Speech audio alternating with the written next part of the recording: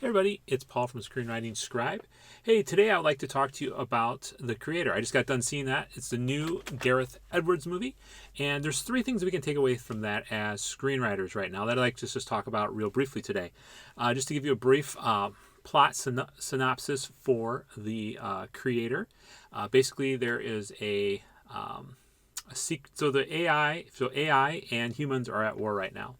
And so the humans are basically made up of the people from the United States, and the AI works with humans in New Asia. They don't really break down whatever country that is, but there's conflict between the two. And the reason why the conflict started was a nuclear bomb was dropped on Los Angeles. The United States says that it was from the AI. And so there has been a war. This is 2065 is when this is happening. Our main protagonist is played by John David Washington. His name is Joshua.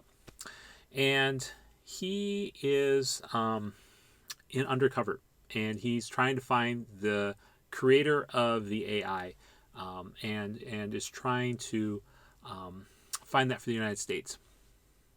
And so what happens then is he is with a woman. Her name is Maya. It's his wife. And he's sort of playing a double agent in that he is her husband, but he's really with the United States while she is with the forces in New Asia and stuff like that. So she dies, and Washington is sort of left to his own devices. He's really bummed. He doesn't know what to do. And then there's a mission to come back because they found the secret weapon that the AI has been working for. And that's sort of where the movie jumps off with, and that's what we're in for a long ride with. Now, the first lesson we can learn from The Creator is runtime. So this movie was only 12 minutes. This movie was 2 hours and 12 minutes, I believe. I'm going to look in here and see if I can find the time. Yeah, it's about roughly 2 hours, 12 minutes, 2 hours, 13 minutes. So not as long as a lot of other movies we've seen recently where they're broaching the 3-hour block. Now, you might wonder with modern movies, I'm recording this in 2023, movies have begun to creep up time-wise. They've been starting to get longer and longer. And I think it's more has to do with the streaming services. They want your eyeballs on the stream for longer, so they want to make the movies longer. One of the things I don't like about that is people are just artificially inflating the story when it doesn't need to be. And The Creator, I think, does a good job of actually keeping down the runtime.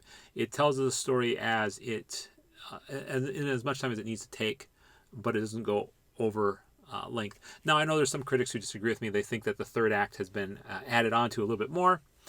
You can debate that here and there, but I noticed during this particular movie, I was not checking my watch at all, like I traditionally do in a lot of different movies.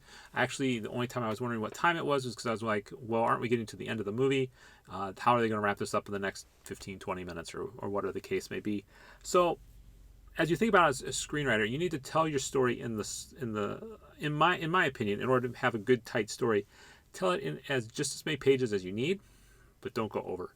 And I think The Creator does a good job of telling the story that we need to hear, and it tells it in the length of time that it needs, and it doesn't overdo that time. It doesn't pad the runtime with extraneous scenes. So that's the first thing that The Creator does really good. It works on its runtime. The second thing that I think The Creator does really well is it creates emotional payoff. And if we look at the rest of the movies of this sort of year, again, we're in 2023, a lot of other movies don't have that emotional payoff. And I think that really goes to the writing.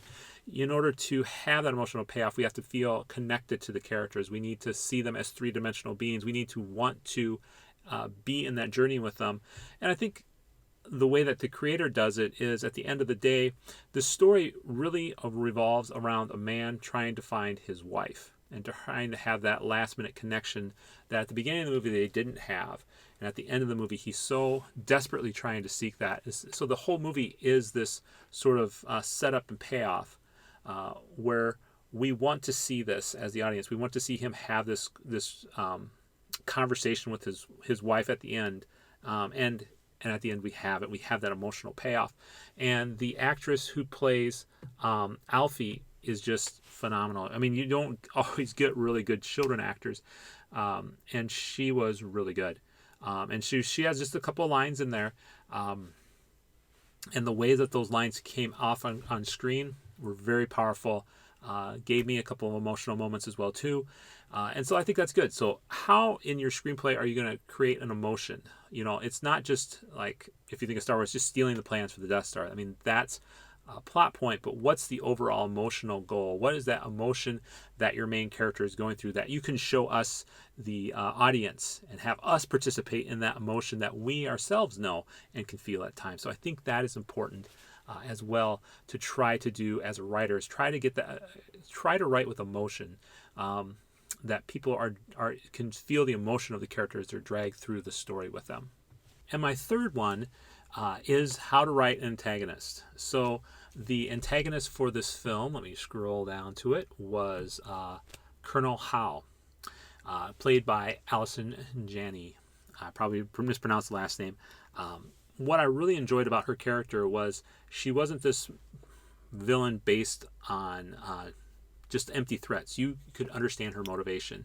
You can understand she lost a son to the AI, the robot-like creatures, and so she is a mom trying to take revenge for her son's death, and so that sort of is the lens through how she makes her decisions. And as we as an audience, we can accept that, we can understand that. We don't have to agree with it, but we understand it. It isn't just some villain to be evil for evil's sake.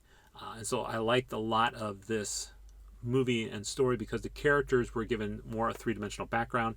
So how do you give your own characters those three-dimensional backgrounds? How do you make them more human? How do you make them more relatable? How do you make them so that they're not out of a cookie cutter?